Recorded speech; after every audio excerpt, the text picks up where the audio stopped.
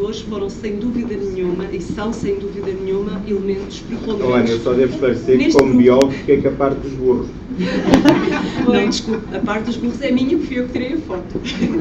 Esta foto foi tirada por mim, a professora Fátima já disse, eu analisei 3 eixos, portanto, a felicidade, o bem-estar e a sustentabilidade, num campo específico, no Nordeste Transmontano, com o projeto Tomel, que é o projeto de ecodesenvolvimento. Eu depois vou mais à frente falar disto. Não queria também deixar, antes de passar, enfim, ao núcleo duro da minha apresentação, de agradecer as pessoas que trabalharam mais de perto comigo, que são os meus, enfim, parceiros neste trabalho, sem sombra de nenhuma dúvidas, a Ana, a Wanda e o Jorge, sem sombra de nenhuma dúvidas. Portanto, eu vou falar justamente sobre, como eu disse, os 3 eixos, a felicidade, o bem-estar e a sustentabilidade, representações e racionalidades numa comunidade do Nordeste Transmontano. Eu vou-me sentar por uma questão de ser mais fácil. Portanto, este é justamente a minha maior preocupação, foi perceber como é que estes 3 eixos se articulam com um projeto de ecodesenvolvimento que tem implicações no bem-estar das populações locais ali do Nordeste Transmontano. Salientar que eu, antes de fazer o meu trabalho e antes de passar para esta dissertação, estive a fazer pesquisa e há efetivamente trabalhos ao nível da felicidade e do bem-estar, portanto da articulação, mas não ao nível da articulação destes 3 eixos. Oi? Professora Fátima?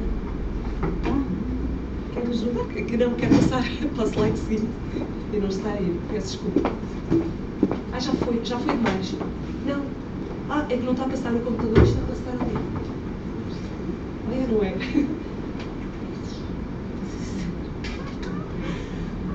Não percebo nada disto. Agora foi muito à frente. Já vai. Obrigada. Mas foi. É aqui na secta também. Então, como eu estava a dizer, há efetivamente uma coincidência deste trabalho com as linhas orientadoras do grupo e também com a extensão do CEF aqui na Universidade Aberta. Portanto, partindo da conservação da raça asinina mirandesa, que estava efetivamente em vias de desaparecer, há o reequacionar de teias de relações ambientais, socioculturais e económicas associadas a esta raça e à necessidade da preservação dela. Neste sentido, então, a praxis, portanto, a praxis humana e as interações são elementos, podem ser elementos ou facilitadores ou inibidores de soluções para os grandes problemas e questões da atualidade, seja esta atualidade, enfim, mais alargada, ou seja também ao nível mais regional e mais local. Por outro lado também, há necessidade de uma abordagem holística e, pegando justamente nesta que é a tónica e que nos faz estar aqui todos também, uma abordagem holística e interdisciplinar para explorar, compreender e explicar os fenómenos em toda a sua complexidade. É justamente porque eles são complexos que há necessidade de os explicar nessa complexidade. Eu vou então, portanto, este é o sumário daquilo que eu vou falar aqui, desde a questão inicial, objeto e objetivos, hipóteses investigativas, fundamentação teórica, metodologia, resultados e discussão, considerações finais e perspectivas de continuidade e desafios futuros. Ora, a questão inicial da qual eu parti para o meu trabalho é justamente perceber de que modo, de que forma a felicidade, o bem-estar e a sustentabilidade se relacionam, quais as representações e racionalidades associadas a estes 3 eixos e de que modo se traduzem em práticas dos sujeitos num contexto determinado, que é justamente esta área geográfica delimitada, o Nordeste Transmontano e a Tomel, a empresa que é também um projeto de ecodesenvolvimento ali no Nordeste Transmontano. Neste caso, então, o meu objeto de estudo, não estou a conseguir passar ali, o meu objeto de estudo passou por ser, portanto, um objeto de estudo que se centra na análise da felicidade, do bem-estar e da sustentabilidade, tendo por base este campo específico, o projeto Tomel Ecodesenvolvimento Limitada, sendo que os objetivos de estudo são, sobretudo, compreender a importância que a felicidade e o bem-estar assumem na equação da sustentabilidade a partir do projeto Tomeu. Portanto, este é o objetivo geral. Os objetivos específicos foram qual o lugar das racionalidades leigas, desses saberes muitas vezes não são académicos de todo, se calhar nem racionalizáveis no sentido em que o entendemos, em termos académicos, portanto, das práticas em torno da felicidade, do bem-estar e da sustentabilidade na concepção, na implementação e na repercussão local deste projeto, portanto, da Tomeu. Compreender como é que este projeto integra a felicidade, o bem-estar e a sustentabilidade e os compatibiliza, aliás, com uma vertente empresarial. É um projeto, mas não deixa de ser uma empresa. E como empresa, obviamente, que também procura o lucro, não é? Salientar também que este estudo, eu procurei que fizesse a ponte entre áreas disciplinares distintas, exigindo, por isso, uma abordagem multifocal e plural.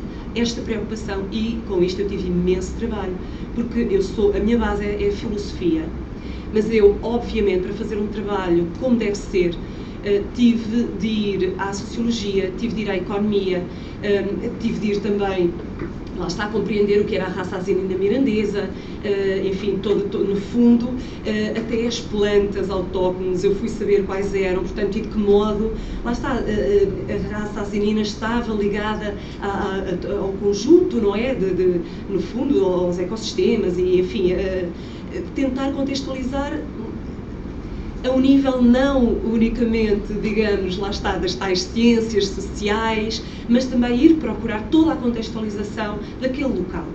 Se eu estava a falar do Burro de Miranda, eu tinha que perceber o que era o Burro de Miranda e em que medida o Burro de Miranda era importante para aquelas pessoas, não é? E no fundo, acabei por ter experiências interessantíssimas a este nível também. A questão das hipóteses investigativas, elas são dispensáveis na pesquisa qualitativa, no entanto eu achei que elas eram importantes, uma vez que ajudam também de guia ao estudo exploratório.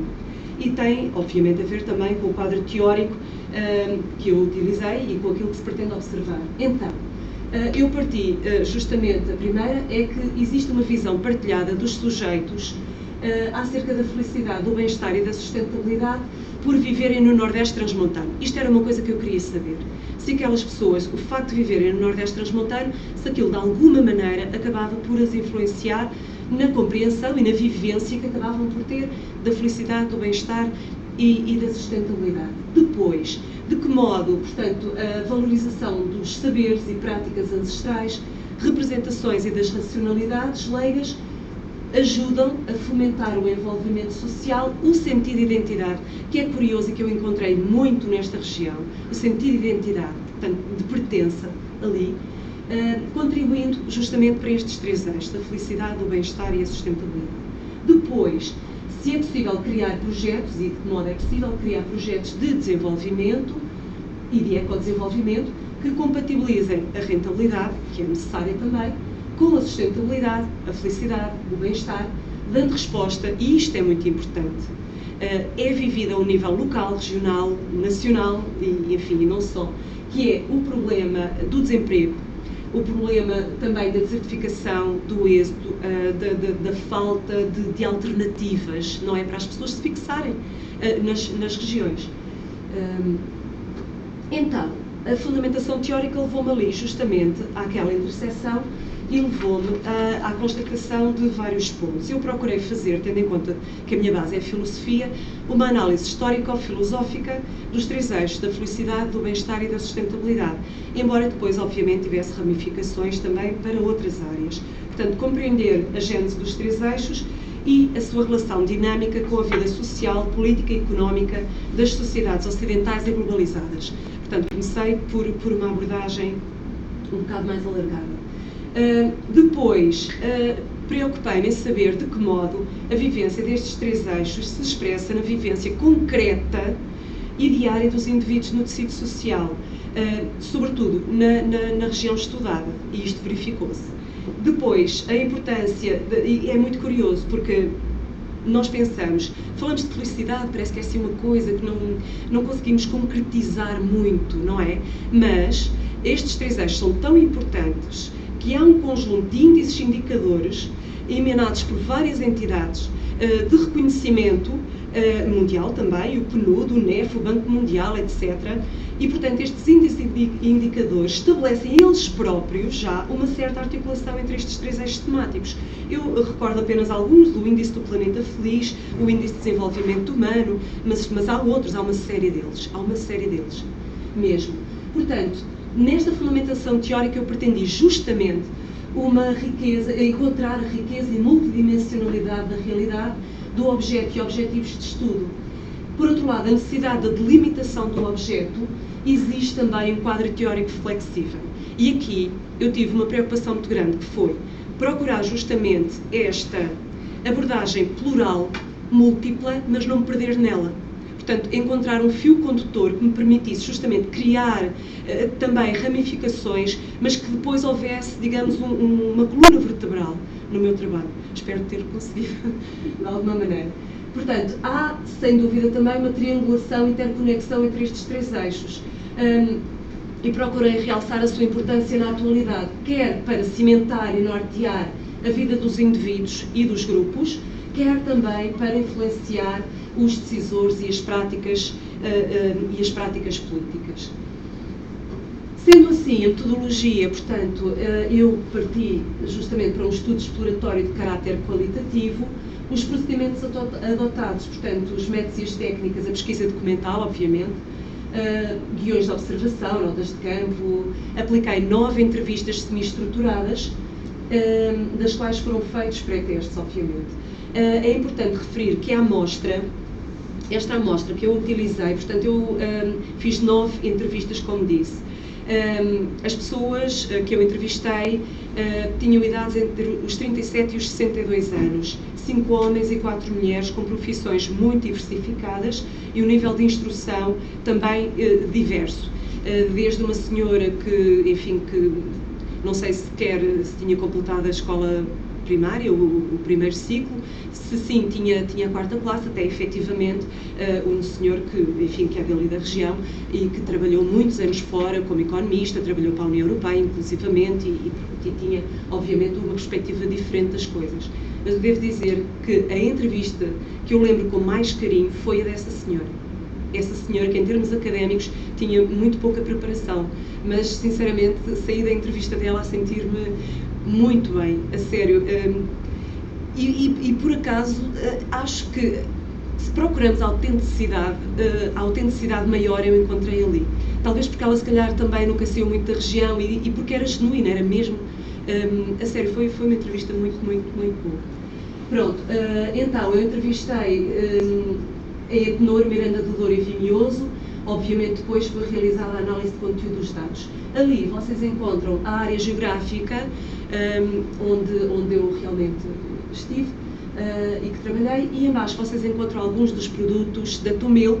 Como eu disse, portanto, um projeto de ecodesenvolvimento, mas também é uma empresa e, portanto, tem produtos à venda. Esses produtos têm na base,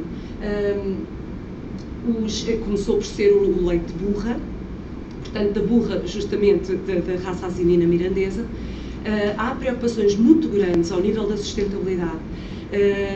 Eles confessaram que não querem de maneira nenhuma tornar a produção destes animais, portanto, ali, não querem intensificar, não querem ter mais, justamente para poderem garantir que eles são tratados como deve ser, com dignidade. Toda a gente sabe, não é? Enfim, as fêmeas, para produzirem leite, têm que ter crias.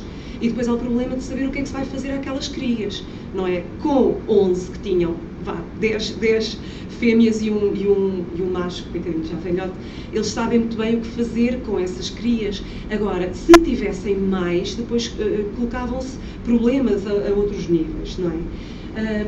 Começaram, como eu disse, por estes produtos com leite de burra, começaram com os sabonetes, tem os cremes, tem as velas para aromatizar. Neste momento estão com outros projetos, portanto, mais virados para o ecoturismo também.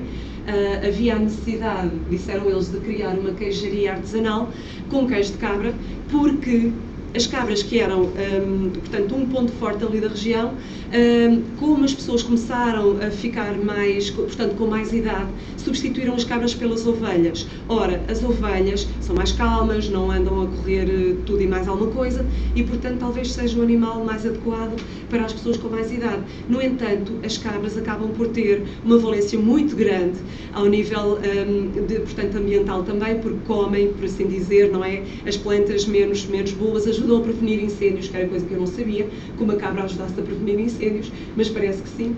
E realmente foi muito interessante, como digo, foi fantástico fazer estas entrevistas, porque aprendi imensas coisas que eu não fazia a mais pequena ideia. Pronto, então, o que é que depois, ao nível dos resultados e da discussão, o que é que há a destacar? Percepções da felicidade.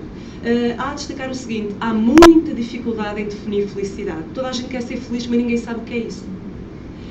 Foi o que eu, sinceramente, foi o que eu percebi. Também pela sua subjetividade, se calhar, não é? E há dificuldade em definir a sustentabilidade por desconhecimento. Muita gente há a sustentabilidade e pensa imediatamente na sustentabilidade económica e tem dificuldade em perceber depois os outros pilares. Relação entre a felicidade e o bem-estar, isto aconteceu. Há uma relação direta, toda a gente, ou quase toda a gente, fazia a relação entre a felicidade e o bem-estar. O bem-estar aparecia como um conceito mais objetivo, não é? Entre aspas, ligado à qualidade de vida, à saúde, ao equilíbrio profissional e pessoal. A sustentabilidade económica como preponderante, não é? Que foi isso que eu já tinha destacado. Pronto. Basicamente é isto. É interessante a felicidade como estarmos bem connosco e com os outros num lugar aprazível. Portanto, esta ideia de que não é só connosco, é connosco e com o entorno. Não é? Os outros, não é? Parte, lá está, das inter-relações, mas também num ambiente aprazível. Depois aqui, percepções do bem-estar, não ter doenças, não ter carências, ter emprego, salário, não é? Se calhar também por causa desta questão da crise as pessoas focavam muito nisto.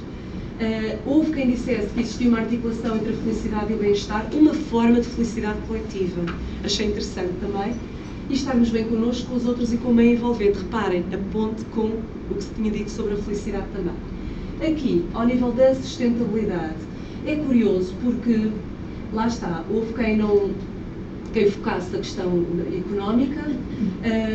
Depois começámos a falar justamente da questão das espécies em risco, a preservação ambiental, aproveitar os recursos sem os destruir, esta necessidade, esta ideia de que satisfazer as nossas necessidades, mas preocupar-nos com quem há de vir, não é? Também no sentido de deixar para quem há de vir, a questão das gerações futuras, não estragar. Depois ali a questão de que os conceitos de felicidade e sustentabilidade, houve um entrevistado que disse, são em si mesmos vazios porque têm de se aplicar a alguma coisa. Ou seja, os conceitos em si são vazios se isto não se traduzir depois, não é? Numa parte mais prática, não se efetivar, não se concretizar de alguma maneira, não é? Pronto. Depois aqui, eu quis saber também de que modo havia ou não articulação entre estes três eixos e o Nordeste Transmontano. Então, fui ver cada um deles, sendo que tem mais felicidade por haver no Nordeste Transmontano, mais bem-estar, mais sustentabilidade. É curioso porque, por norma, as pessoas sentiam que tinham todas mais felicidade e mais bem-estar, mas algumas disseram não necessariamente mais sustentabilidade. Portanto, achei interessante também. Depois, não quero demorar muito, a articulação entre a Tomel e a felicidade, já que eu estava a trabalhar a Tomel, quis saber, não é, efetivamente, a questão da compatibilização, peço desculpa, da vertente empresarial com as preocupações éticas, a preservação das espécies, saberes, práticas locais, a articulação da atividade da Tomel com a criação de emprego, com a revitalização da região, a fixação dos jovens. Uma coisa que foi dita é que, efetivamente, precisam de mais jovens. Toda a gente falou disso. Eu fui, uma das últimas vezes, foi em agosto, e em agosto, por causa dos imigrantes, havia população jovem. E as pessoas diziam, quem dera que fosse assim o ano todo. Sentiam mesmo a falta, não é? De ter uma certa dinâmica também que os jovens têm. articulação entre a atividade da Tomelo e o melhor conhecimento do Nordeste Transmontano, os seus produtos e cultura. Portanto, regra geral, toda a gente disse isto.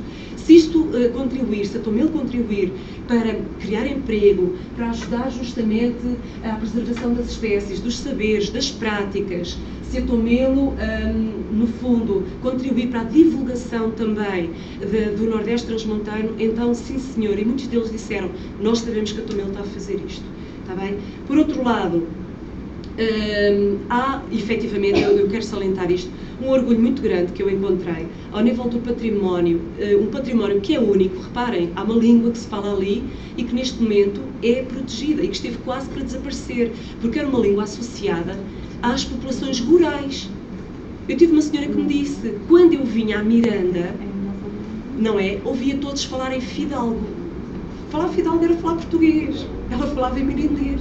Não é? Portanto, esta ideia de que o mirandês estava associado, e esteve associado, se calhar por causa disso também, esteve em perigo realmente de desaparecer, a uma certa ruralidade e uma certa ideia de pessoa associada à ruralidade. Não em sentido mais positivo, não é? Felizmente, não é? Eu notei, e espero que isto continue, e em relação lá está, a outros elementos também ali da zona, da região, eu espero que continue a haver esta revitalização deste património, que é material, sim senhor, que é das espécies, que é das plantas, que é dos animais, mas que também é imaterial. Também é das práticas, também é dos saberes, também é dos modos de fazer. É fundamental que isto aconteça, porque é um património riquíssimo, insubstituível. Insubstituível, absolutamente. Pronto. Avançando. Não sei se é de mim, mas está tanto calor aqui. A articulação entre a Tomelo e o bem-estar. Portanto, as perguntas eram feitas, o mesmo tipo de perguntas relativamente aos 3 eixos. Sim, senhor, todos disseram que sim. A questão da sustentabilidade também. A Tomelo acaba por ajudar a fazer isto, disseram. Ao nível das considerações finais, o que é que eu quero dizer? Estou mesmo a terminar com isto. Portanto, a felicidade, o bem-estar e a sustentabilidade são importantes para os indivíduos, para o poder local, porque eu entrevistei o poder local também, para as empresas e as instituições, embora no caso da sustentabilidade se destaque a vertente económica. Isto foi mesmo assim. Essa importância revela-se porque eu queria saber, no dia-a-dia, no trabalho e na relação com os outros. E verifiquei que sim. Obrigada, doutora Manuela. Existe uma relação direta entre viver no Nordeste Transmontano e as percepções de felicidade, bem-estar e sustentabilidade, mas não de modo homogéneo. Isto é muito curioso, portanto, com certas nuances. O sentido de identidade e pertença são muito fortes e reiterado, portanto, este sentido é reiterado pela simbiose com todo o património material e imaterial da região. Há um conjunto de racionalidades, saberes e representações com um forte caráter idiosincrático, este tal património, que é único. Depois, considera-se que, efetivamente, que a Tomelo tenta compatibilizar a vertente empresarial com as preocupações éticas, a preservação das espécies autóctones, saberes, práticas locais, promovendo a criação de emprego, a divulgação dos produtos, do património e da cultura da região. No entanto, isto também foi focado, pode melhorar alguns canais de comunicação e de difusão. Portanto, isto relativamente à Tomelo. Eu fiz-lhes chegar esta informação também. Eles agradeceram. Perspectivas de continuidade. Ora, este trabalho deu muito trabalho a fazer. Lá está, porque sim, porque eu queria fazê-lo bem e porque sim. E, portanto, ele situa-se já numa preparação para eu avançar para o doutoramento. No entanto, espero que, enfim, gostaria de saber e gostaria de perspectivar esta entrada no doutoramento para breve, vamos ver. Contudo, eu desejo, com mais tempo, poder enriquecer este trabalho já realizado, recorrendo à diversificação da amostra, obviamente, não é? Porque é pequena, alargando os sentidos e os significados com que se revestem estes 3 eixos temáticos, que são atuais, que são importantes e que são pertinentes.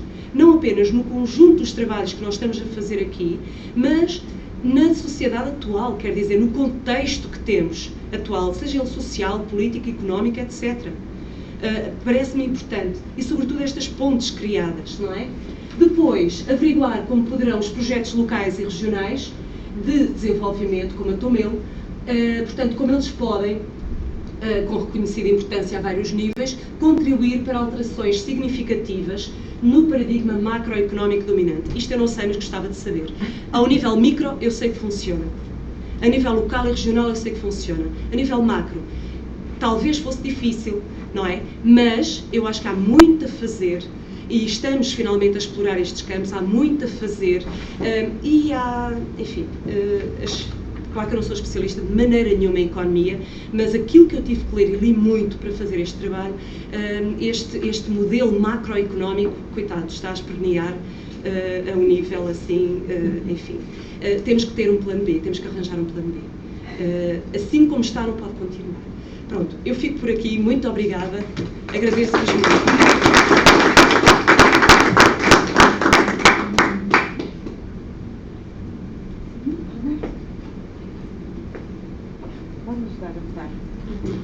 Quer mudar o computador, não é? Não, é só você desliga lá e Pronto.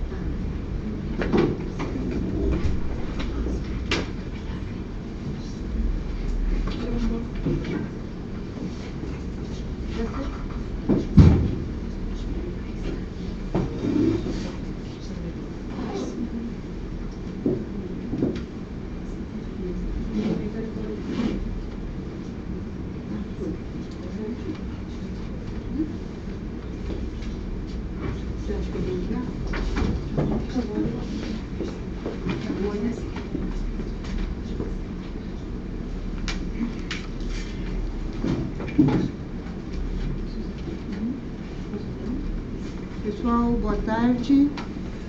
Vou dar início então à minha apresentação e inicialmente eu quero agradecer, fazer um grande agradecimento por estar aqui na Universidade Aberta, no Delegação do Porto, tá? Então, quero agradecer o professor José Antônio Moreira, por ter aceito a minha vinda para cá e também por ter intermediado o contato com o professor Ulisses Manuel de Miranda Azeiteiro, que de pronto aceitou que eu fizesse, então, o meu pós-doutoramento aqui, Então, muito obrigada para eles. Também quero agradecer a Luísa Aires, ela não está mais, que ela esteve também presente, assim, quando eu cheguei, me acolhendo, E também ao professor, a Manuela Pinto, e a todo o pessoal da universidade aqui também, por me tratarem tão bem, por me acolherem. E quem mais? Deixa eu ver aqui, o professor Miguel Pardal e a professora Fátima Alves, por estar também neste grupo tão poderoso, esse centro de... poderoso, forte, se fortalecendo cada vez mais, dado tudo que você apresentou aí, que nós percebemos a força que ele está tendo e acolhendo tanto conhecimento. E as palavras, que foram usadas, que o professor Antônio até chamou a atenção, que são diálogos e articulações, algo tão difícil, às vezes, no meio acadêmico. Inclusive, citando a questão das incompatibilidades, que, no fim, acabam se tornando uma forma de crescimento, Então, parabéns a todos e muito obrigado por estar aqui. Bem, então, falando um pouquinho sobre esse momento, aliás, eu já falei, Então, essa construção da extensão da Universidade de Coimbra, aqui junto à Universidade Aberta, que também acho que é um momento muito importante de crescimento entre os pesquisadores. Também queria parabenizar a Ana, Ana. Sua pesquisa também muito importante, me deixou sensibilizada, né, ao tanto de trabalho que você teve para poder realizar algo, né, dessa magnitude, né? Parabéns, espero que você prossiga aí no seu doutoramento nessa linha, tá? Muito estimulante. Para o final já era quase uma relação assim de amor, mas ao mesmo tempo de... Não é? É muito amplo, né? Você assim, assumiu um desafio muito grande, porque são, né, muitos aspectos que se você ficar centrado só na sustentabilidade já seria suficiente, mas você foi ampliando, né? Então ficou um trabalho maravilhoso, né? A sério, custou-me tanto, mas foi tão bom. No final é uma sensação de continuidade, porque tem que continuar, não é? Sim. Então, você passa outro slide, por favor. Bom, aí então, já deixando registrado, né, esse folder, que eu também acho que ficou bastante simbólico, né, essa figura que foi usada, né, sobrepondo, eu achei, né, bom, aí é livre interpretação, né, mas é uma ramificação, né, do conhecimento e essas várias faces sobrepostas, né, não sei se seria isso. Bem, pode passar outro. E aí, o título da minha apresentação aqui, que também espero que seja breve, refere-se ao estudo sobre a educação ambiental e a educação à distância, a minha trajetória, motivação e objetivo de estar aqui, né? E aproveito então para dizer que eu sou professora na Universidade Federal de Uberlândia, no Brasil, no estado de Minas Gerais, e também dou aula na pós-graduação, né? Eu sou a professora da graduação e da pós, mas prefiro ficar na graduação, mas, em todo caso, a gente vai na pós também, né? E esse daqui é o título do projeto que eu apresentei ao professor Ulisses, né? E que nós, em certa parte, construímos em conjunto, e que se refere à educação à distância e à educação ambiental, contribuições para o Brasil e Portugal. E aí, quais seriam essas contribuições, né? Então, nós imaginamos que seria um trabalho de investigação sobre o que se faz aqui na Universidade Aberta sobre educação ambiental e o que se faz no Brasil sobre educação ambiental na Universidade Aberta do Brasil. Existe também Universidade Aberta do Brasil. Só que lá são centenas de universidades abertas do Brasil. Cada universidade tem a sua universidade aberta, que é em educação à distância. Então, quando nós pensamos em fazer um levantamento do conteúdo que era dado em educação ambiental aqui na Universidade Aberta de Portugal e lá do Brasil, ficou impossível, né, professor? A gente percebeu a quantidade de material que nós tínhamos e que num momento de pós-doc, esse estudo iria se prolongar muito tempo, então não daria para continuarmos esse trabalho. Então, portanto, nós mudamos um pouco o foco, né, também por sugestão do professor, e no momento, então, a pesquisa está se voltando mais à questão de formação de professores.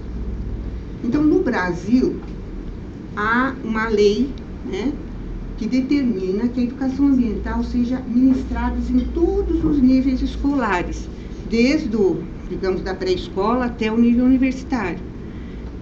E acontece que lá, a educação ambiental passa despercebida, né? A não ser os cursos mesmo, por exemplo, cursos de ciências biológicas, geografia, engenharia, uma determinada engenharia, que tem obrigatoriamente esse conteúdo disciplinar.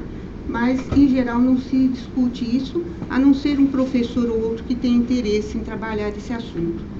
E o que acontece é que a literatura sobre o assunto de educação ambiental, pesquisadores tanto aqui de Portugal como do Brasil, apontam que uma das maneiras, né, de melhorar essa situação do desconhecimento da educação ambiental no nível escolar é a formação de professores. Então, precisamos formar professores que saibam trabalhar com a educação ambiental. Então, diante disso, a proposta, né, que surgiu, que já existia de certa forma, é levar é a educação ambiental, uma proposta de educação ambiental à distância para a Universidade Federal de Uberlândia, porque lá existe, né, um núcleo de educação à distância, e nesse sentido propor um curso de educação à distância que seja ministrado para as professoras em exercício no Brasil, né? Então é uma ideia que está surgindo e que se tornou, em parte, o objetivo da minha pesquisa aqui, né? Então, no momento, eu estou elaborando um artigo onde há uma comparação entre a legislação aqui de Portugal e a legislação brasileira com referência à educação formal, né? Educação formal, quer dizer, a educação dada nas escolas sobre a educação ambiental. O que está existindo aqui, o que existe lá, a gente está tentando verificar se as situações são as mesmas, etc. Então, nesse momento, a pesquisa está assim. Bom, seria isso, né? Agora, eu vou falar um pouquinho da minha trajetória, rapidamente. Como foi falado, né, aqui a questão da amizade, né, da questão da pessoa, a questão da trajetória. Então, eu acho muito importante eu estar aqui, porque, né, eu tenho uma trajetória de vida, meio que, eu até trouxe essa foto, né, e queria comentar com vocês o que vocês acham dessa foto. Ela mostra o quê? Um caminho único? Vários caminhos, né? Será que quando nós entramos em um caminho, nós permanecemos nele? Eu acho que não, né? Então, essa foto mostra que nós passamos, acho que, por todos esses caminhos, né? A nossa vida, por mais que a gente determine, né, nós vamos seguir. Então, eu só quero falar da minha trajetória acadêmica, que eu comecei na universidade com 32 anos, né? Que eu fui fazer a graduação. Então, eu entrei em Ciências Biológicas numa universidade brasileira chamada Unesp, lá no estado de São Paulo, Universidade Estadual Paulista, e fiz 4 anos, período integral. Já era casada, tinha 2 filhas, aí nasceu o terceiro quando eu entrei na universidade. Então, é aquela situação, né, de cuidar de filho, marido, casa e fazer faculdade, mas foi. Ingressei na rede estadual para dar aula, fui dar aula no ensino médio, e lá fiquei muitos anos e começou a ficar uma situação de querer saber mais, de ter dúvidas sobre aquilo que eu estava ensinando. Achei que já não sabia mais nada, porque o ensino começou a ficar muito repetitivo. Tentei criar algumas coisas e, preliminar ao entrar na faculdade de Ciências Biológicas, havia um interesse muito grande em educação ambiental, porque no final da década de 70, começo da 80, mas principalmente na década de 70, no Brasil, havia muita publicação a respeito de educação ambiental, que na época se chamava ecologia, né? Não existia ainda o termo educação, mas era tudo ecologia. Então, ecologia, e no Brasil muitos problemas voltados à poluição, né? Agrotóxicos, problemas na alimentação, e aquilo foi me motivando a fazer uma faculdade de ecologia. Mas na época não existia faculdade de ecologia. E aí então eu fui para Ciências Biológicas. E, bem, a partir das Ciências Biológicas, vamos ver o que sumiu? Fugiu. A partir de Ciências Biológicas, então, fui dar aula, e essa aula sempre tinha essa questão da ecologia, etc. Quando eu fui fazer o mestrado, eu fiz um projeto de educação ambiental e fui aprovada, etc., no mestrado. Não sei se o professor Ulisses lembra do Osmar Cavassan, da Unesp de Bauru. Ele foi quem eu escolhi para ser meu orientador. Só que ele já tinha vários orientandos e me passou para não me conhecia, né? Não cheguei, essa faculdade era em Bauru. Na época eu morava numa cidade chamada Guaratinguetá, não tinha nada a ver com Bauru, ele não me conhecia. Acho que ele falou, bom, melhor não, né? Essa senhora, é melhor passar para outra orientadora. E havia uma que estava começando a orientar, e ela me aceitou e disse assim, olha, nada de educação ambiental, porque eu não entendo nada de educação ambiental. Você pode escolher outro tema, né? Porque eu trabalho com ensino de ciências, conceitos de ciência. Você tem alguma ideia? Aí eu falei, tenho sim. Ótimo, qual é a sua ideia? Eu falei, olha, eu tenho um problema muito sério com o conceito de fotossíntese. Toda vez que eu vou dar aula de fotossíntese, eu pergunto para os meus alunos assim, o que é fotossíntese? Vocês sabem o que é? Sei sim, professor. É a respiração da planta. Ah, respiração da planta? Está errado. Bom, tá bom, mas aquela sala não sabia. Veio o ano seguinte, fiz a mesma pergunta e a resposta era a mesma. É a fotossíntese, é a respiração da planta. Foi passando os anos e sempre a mesma pergunta e sempre a mesma resposta. E aí eu quis investigar. Primeira coisa, eu acusei a professora lá do primário. Falei, essa professora do primário está ensinando tudo errado. Então, eu quero saber por que está acontecendo isso. E fui fazer investigação, né? E aí eu descobri que para ser professor de ciências, tem que ter uma metodologia diferenciada, né? Um dos problemas do ensino de ciências é que há necessidade de quebrar conceitos, que a gente diz conceitos espontâneos, né? Que vem daquela formação muitas vezes infantil, e que o aluno passa pela faculdade, ou pelo ensino médio, que seja, e ele não quebra o seu conceito original, ele prevalece. Ué, mas ele não aprendeu correto que fotossíntese, na realidade, é a alimentação da planta, ou a nutrição, né, onde ela faz a sua nutrição, que ela vai fazer realmente a produção do oxigênio, usa o gás carbônico, usa a água, né, etc. Então, toda a definição lá do que é fotossíntese. Mas, ele sabe aquilo, ele responde na prova, terminou a faculdade, ou o ensino médio, ele esqueceu.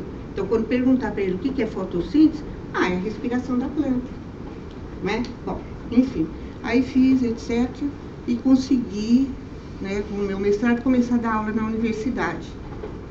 Gostei de dar aula na universidade, então, com o tempo, fui fazer o doutorado. Só que eu esqueci de falar as datas, ou o tempo, né? Não foi, como eu disse, linear, até marquei aqui.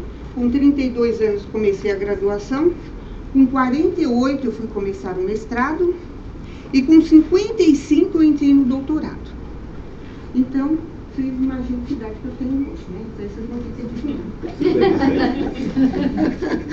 adivinhar. Que bom, né? Então, o doutorado,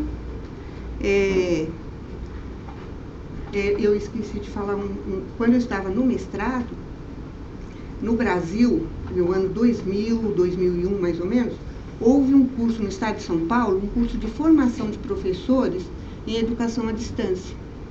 Porque esses professores eram professoras dos miúdos, das séries iniciais, pedagogas. Mas elas não tinham um curso de pedagogia em nível universitário, elas tinham feito um curso que se chamava magistério, que era um curso em nível secundário. Elas eram professoras ali e precisariam do diploma. E, então, por isso foi feito um curso unindo a Unesp, a USP, a Unicamp e a Universidade Católica. Mas a Católica e a Unicamp saíram do projeto, ficaram só a Unesp e a USP, e foi feito, então, um curso de formação, né, eu era tutora, né, fiz um curso para fazer a tutoria e tive que aprender pedagogia, parte da pedagogia, para poder ser a tutora. Mas eu fiquei maravilhada com as tecnologias, né? As videoconferências, a sala onde a gente podia falar no microfone, interagir com as pessoas em outros polos, conversar com realmente os professores que escreviam o material didático muito bom.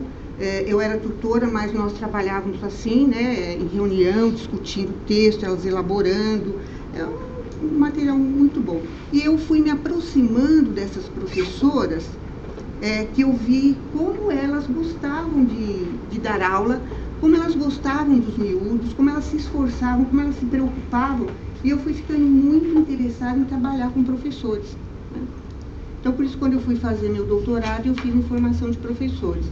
No caso, professores de biologia, né? E trabalhei com a questão do estágio supervisionado.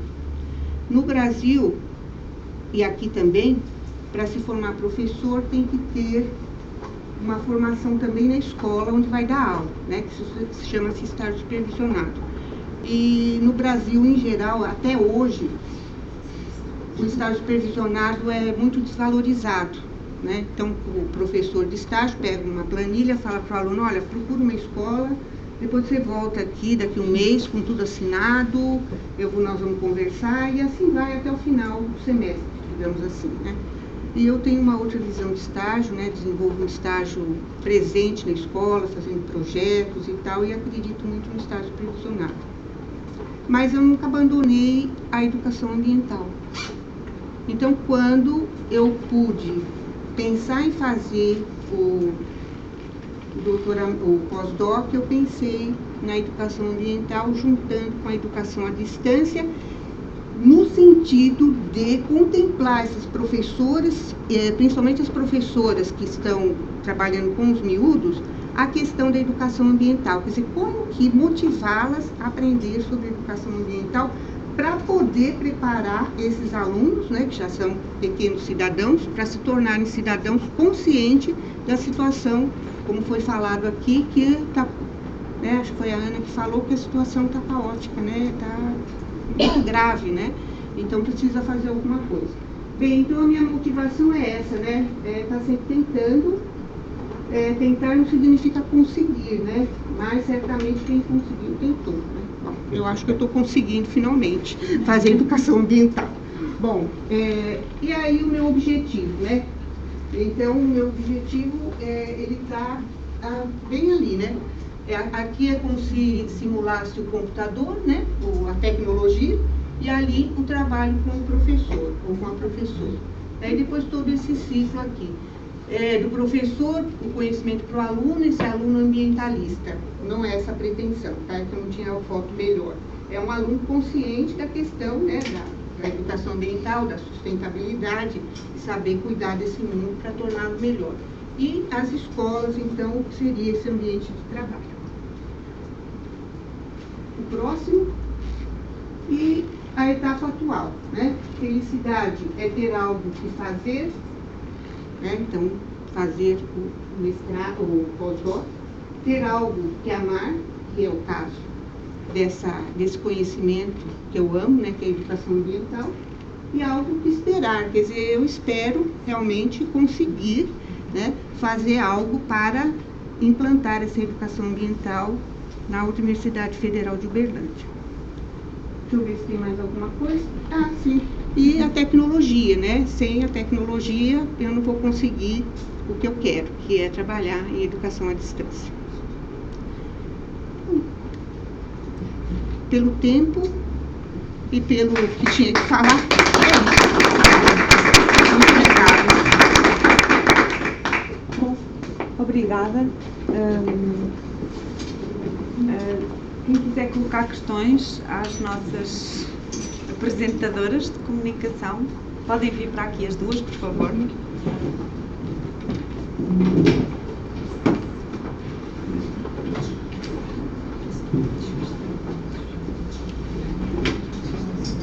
Eu queria fazer uma pergunta, Fátima. Posso fazer? Sim. Era a Neuza Leitão. Queria perguntar se neste estudo que vai fazer está a estudar a Universidade Aberta só, ponto?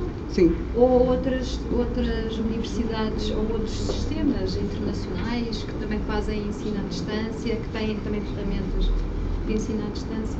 Olha, no momento é só a Universidade Aberta. Inclusive, agora, a partir de março, eu vou fazer a disciplina do professor Ulisses, que é justamente a educação ambiental, para que eu possa, digamos assim, ter um parâmetro do que seria esse conteúdo, como que ele é trabalhado dentro da educação à distância, né, para depois pensar em fazer uma comparação, né? Então, nesse momento, ainda estou nessa fase de descoberta.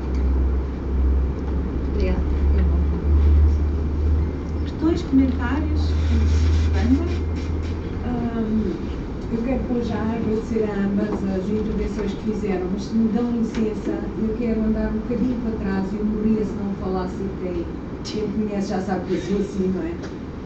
E essencialmente quero falar de 3 pessoas. Quero falar da professora Fátima Alves, quero falar do professor Ulisses e quero falar do professor Cabral. E dizer que o trabalho que vocês desenvolveram aqui foi absolutamente fenomenal. Aquilo que foi feito com grande diversão, que às vezes parecia que nem era trabalho. Noites inteiras sem dormir umas atrás das outras para conseguir pôr coisas em pé. E de facto o gosto que nós tivemos na prossecução dos nossos caminhos só foi possível nestas áreas de charneira, normalmente consideradas loucas por todos os lados, porque vocês foram loucos. Obrigada. Eu quero agradecer-vos, porque foi o princípio, de facto, da união da Universidade Portuguesa mais antiga com a Universidade Pública Portuguesa mais nova. E eu quero agradecer-vos a vocês os 3 de coração disso. Obrigada. Espero que haja uma ata oficial.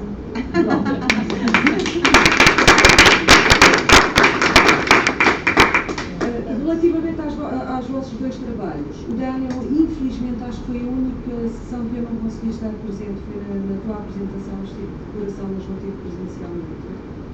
Eu estou ansiosa por ver a continuação deste trabalho, mas estou mesmo ansiosa para ver a ligação que mais tarde te surgirá entre estes 3 elos, ou entre 2 partes e a sustentabilidade, não sei.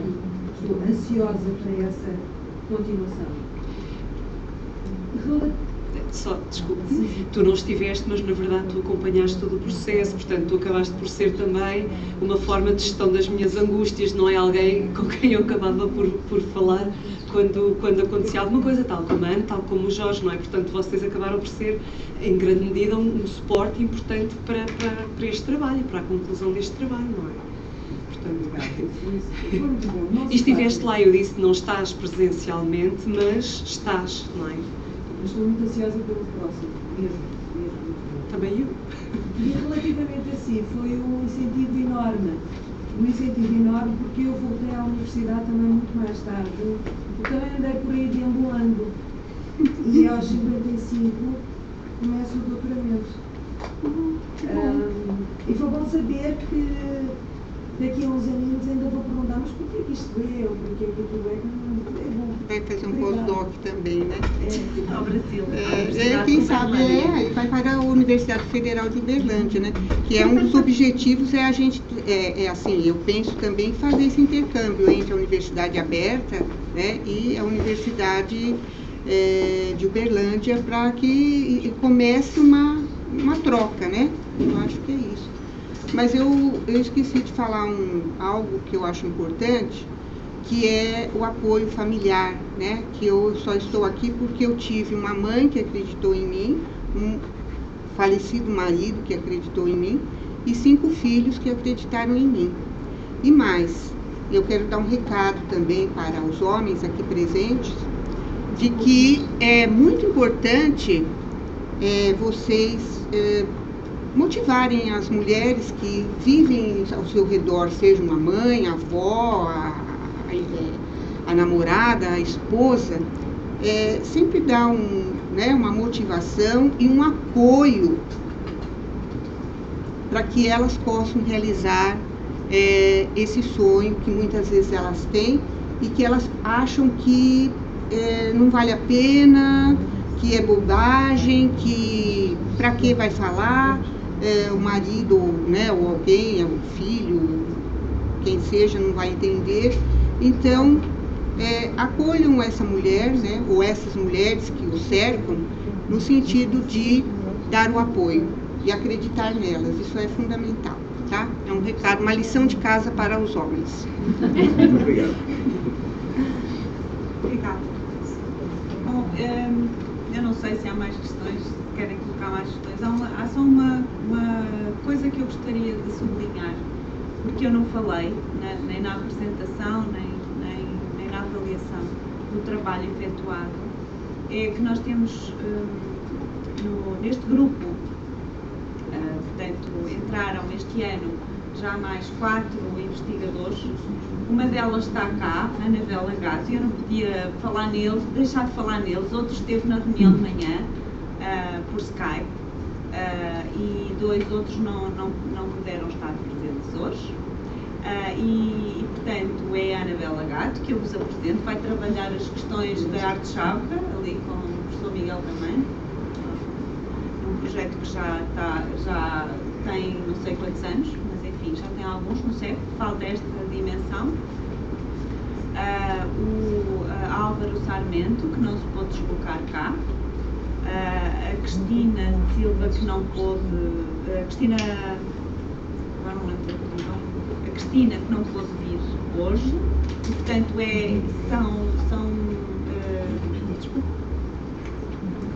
a Paula já não foi este mês. A nossa colega que veio do CEF hoje já entrou antes, portanto, estou a falar dos novos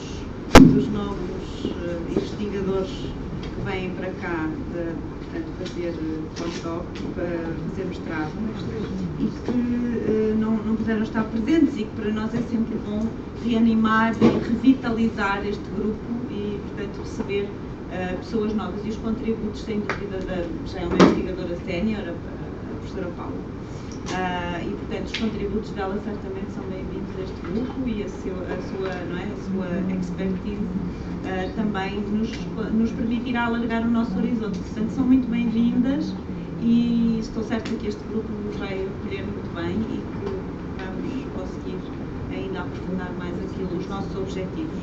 E agora convidava-vos para um café e para umas bolachinhas que estão ali naquela mesa, e agradecia mais uma vez a vossa presença e o vosso apoio, em particular os que eram de fora.